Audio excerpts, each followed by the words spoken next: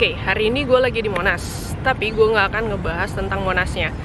Gue bakalan ngebahas tentang 5 patung yang ada di Monas. Kalau kalian nggak tahu, di Monas ini tuh ada 5 patung. Pertama patung Ikada, baru Ibu Kartini, kemudian patung Pangeran Diponegoro, patung Chairil Anwar, dan terakhir patung M.H. Thamrin. Nah, gue bakalan ngebahas fakta-fakta unik di balik bangunan atau desain dari patung tersebut, kemudian sejarah tentang pahlawan-pahlawan tersebut.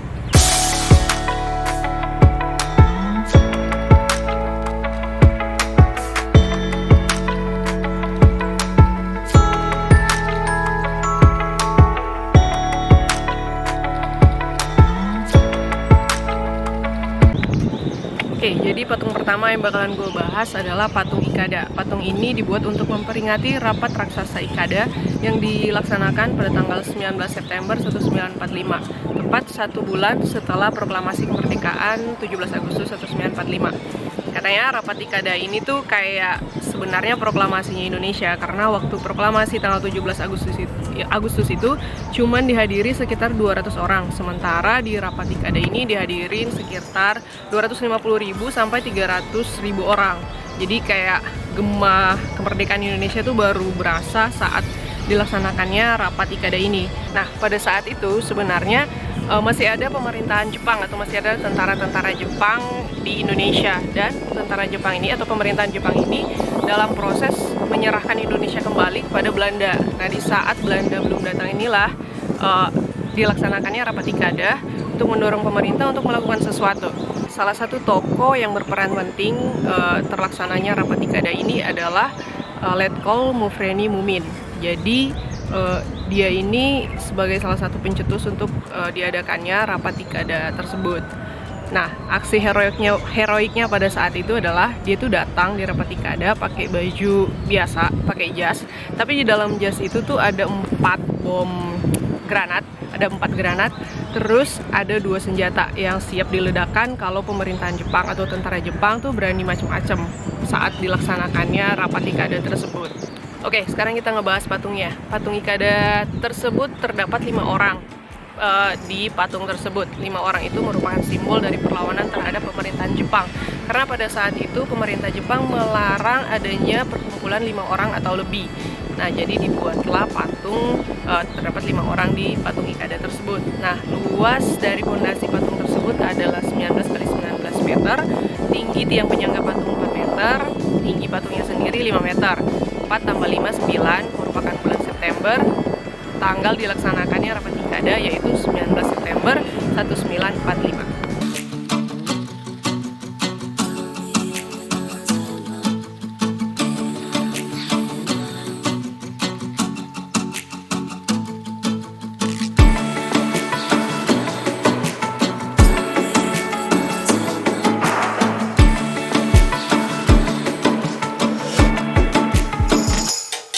Patung selanjutnya adalah patung R.A. Kartini. Sebagaimana kalian tahu, beliau merupakan tokoh emansipasi wanita. Nah, semasa hidupnya dia ini suka atau rajin banget membaca. Dia hobi membaca majalah dan surat kabar dari Eropa. Nah, dari sinilah dia terinspirasi untuk mengubah nasib dari wanita-wanita pribumi. Dia terinspirasi dari majalah-majalah dan koran yang dia baca bahwa kehidupan perempuan-perempuan di Eropa itu berbeda dengan di Indonesia. Karena R.A. Kartini ini bisa berbahasa Belanda, jadi beliau punya beberapa teman atau sahabat pena dari Belanda. Nah, pada saat itu mereka berkomunikasi via surat. Nah, setelah R.A. Kartini ini meninggal, surat-suratnya itu dikumpulkan kemudian dijadikan buku. Sebagian besar kalian tahu bukunya tersebut berjudul Habis Gelap Terbitlah Terang. R.A. Kartini itu meninggal usianya masih sangat muda, yaitu masih umur 25 tahun. Dia itu meninggal 4 hari setelah melahirkan anak pertama atau anak satu-satunya. Tapi meninggalnya itu masih menjadi perdebatan. Katanya dia dibunuh karena menurut dokter yang membantunya melahirkan, dia itu sehat-sehat aja, baik-baik aja. Tapi 4 hari setelah melahirkan, dia meninggal. Patung R.A. Kartini ini dibuat oleh pemerintahan Jepang. Jadi dari dananya pemerintahan Jepang disumbangkan ke Indonesia sebagai wujud persahabatan. Nah, dulu patung R.A. Kartini itu ada di Taman Senopati, cuman pada tahun 2005 dipindahin ke Monas.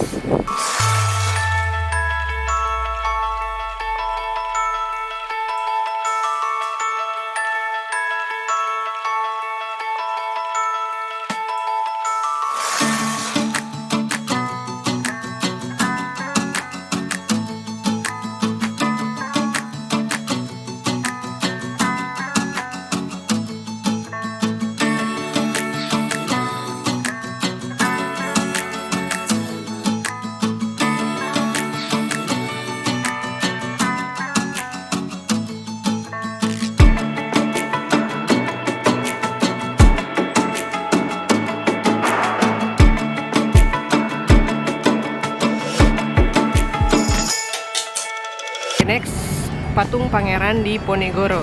Nah, Pangeran Diponegoro ini merupakan putra sulung dari Hamengkubuwono ketiga. Tapi dia menolak menjadi raja karena ibunya bukan permasyuri melainkan selir.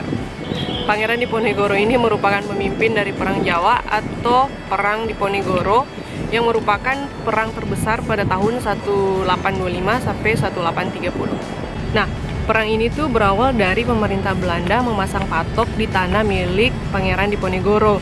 Kemudian dia juga sudah muak dengan pemerintahan Belanda yang tidak menghargai adat istiadat setempat, juga pemerintah Belanda yang membebankan masyarakat dengan pajak yang begitu tinggi.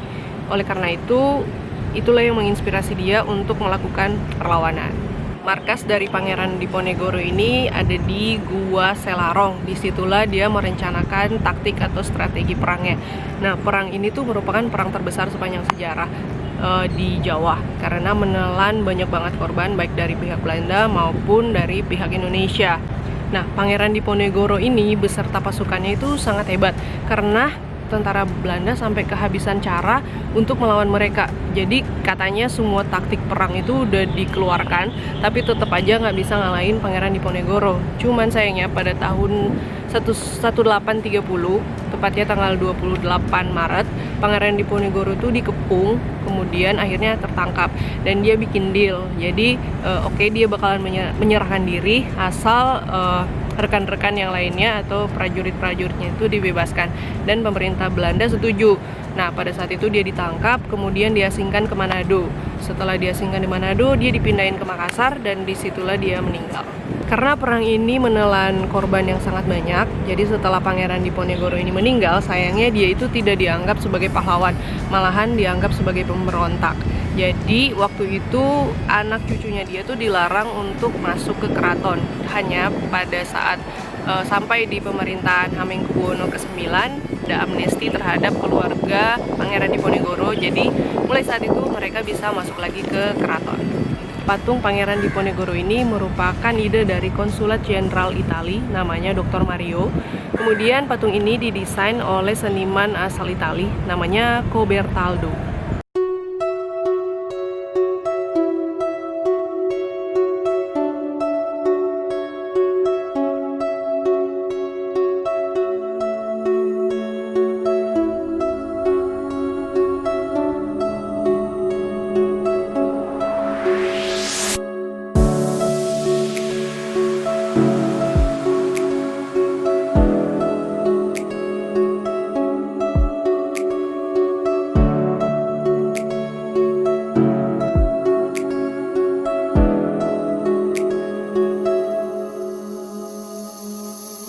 Oke, next patung Chairil Anwar. Jadi Chairil Anwar ini lahir di Medan, kemudian dia pindah ke Jakarta. Nah, dia ini merupakan seorang pujangga. Puisi dia yang terkenal itu Aku dan puisi Karawang Bekasi. Nah, puisi Karawang Bekasi inilah yang diukir di patung dia yang ada di Monas. Nah, puisi Karawang Bekasi ini bercerita tentang pembantaian di satu desa namanya Rawagede di Karawang. Jadi pada saat itu tuh ada buronan yang katanya lari ke desa itu. Nah, pemerintahan Belanda menugaskan tentaranya untuk mencari buronan tersebut.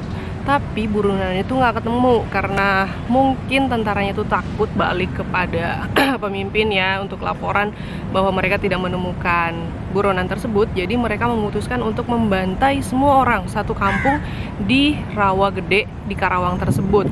Chairil Anwar ini awalnya sebelum dia menikah dia itu jatuh cinta sama perempuan yang namanya Sri Ayati, tapi dia itu tidak berani mengungkapkan cintanya. Akhirnya dia menikahlah dengan perempuan namanya Hapsah Sri Rareja. Tapi sayangnya pernikahan ini tidak berlangsung lama, mereka bercerai. Jadi pelajaran penting dari Chairil Anwar, menikahlah dengan orang yang kalian cintai.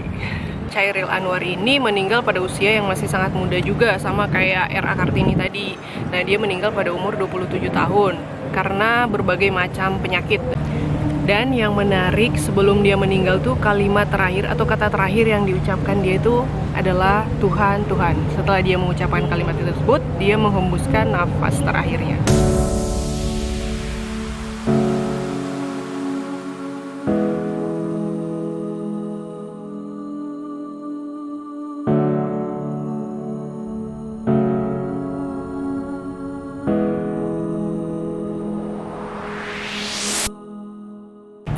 Oke, next patung MH Tamrin. Jadi patung MH Tamrin itu terletak di depan kolam air mancur menari.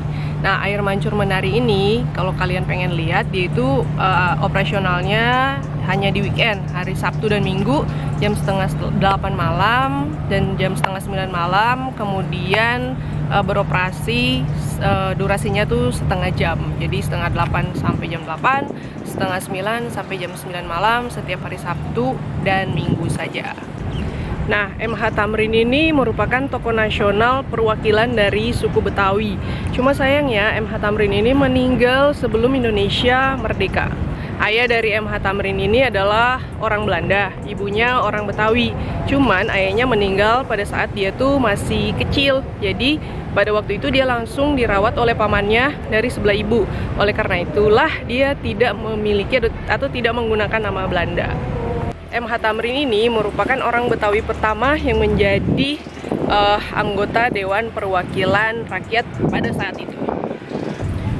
Oke, sebelum beliau meninggal, katanya pada saat itu pemerintah kolonial Belanda melakukan hal kasar melalui polisi rahasia Belanda, atau pada saat itu disebut PID. Jadi rumah mereka tuh digeledah, kemudian mereka kayak di karantina gitu. Jadi nggak boleh ada yang keluar dari rumah, termasuk anak perempuannya.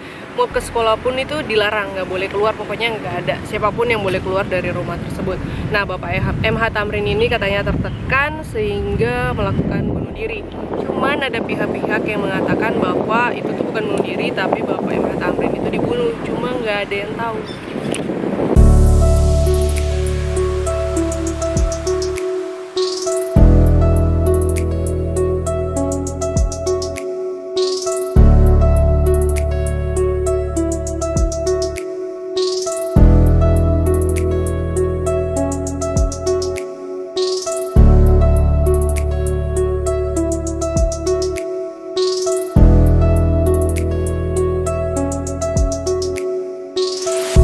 Oke, that's all I have for today. Gua harap kalian enjoy videonya. Jangan lupa subscribe kalau pengen lihat video-video traveling gua selanjutnya. Thank you for watching. I will see you next time.